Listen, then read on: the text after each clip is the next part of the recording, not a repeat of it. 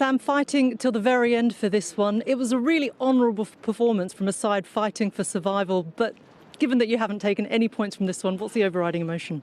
Absolutely. I think that's obviously something that we came here to do and follow on from picking up points at Wolves to picking up points here today.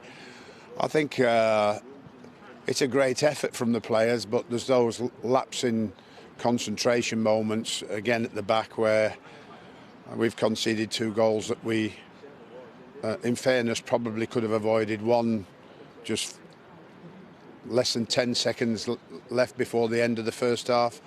A bit more concentration on dealing with the clearance in the beginning, allowing that going back to the opposition, and then a cross and a ball back in the box. Enough bodies there to deal with it, and unfortunately a goal. And then a really great response at second half. Came out, started playing and passing the ball much better than the first half. Got ourselves a great goal.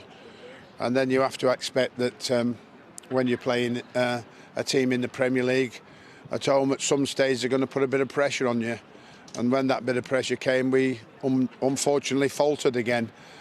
So even though we picked it up from there and came fighting back and created a chance or two, particularly Darnell's, and in the end we lost the game because ultimately West Ham's final third play and final ball was better than ours today.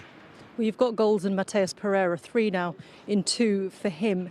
How much of the work now going forward is going to come from the teams what you have at the moment and what you do on the training ground, and how much will you be going into this transfer market now? Well, where are you looking? What are your targets? I think everybody's seen a difference on the training ground, what the players are doing. I think that that fact of the matter is that we contain West Ham, who are on a good run and have picked up lots of points recently, and we limited them to very little. But that lapse of concentration again, so we didn't get in here at half-time at 0-0, meant that when we got back in the game, it could have been Matteo that puts us 1-0 up, and then we go from there, and that could really upset West Ham, and we could end up seeing the game out, or see where we go. But we didn't do that, and like I said, we just have to get better in concentration in those moments.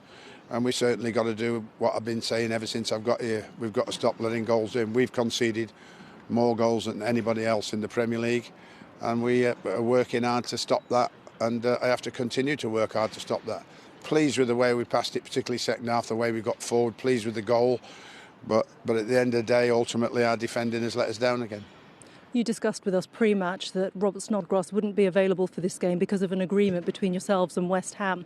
The Premier League are now investigating a possible breach of their regulations. At what point were you, Sam, made aware that Robert wouldn't be able to play in this particular game?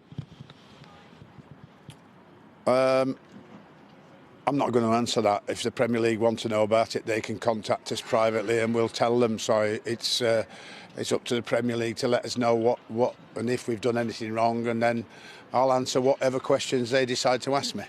Thank you very much, Sam. It's not my big worry at the moment, though, whatever the Premier League do or don't think. Sure.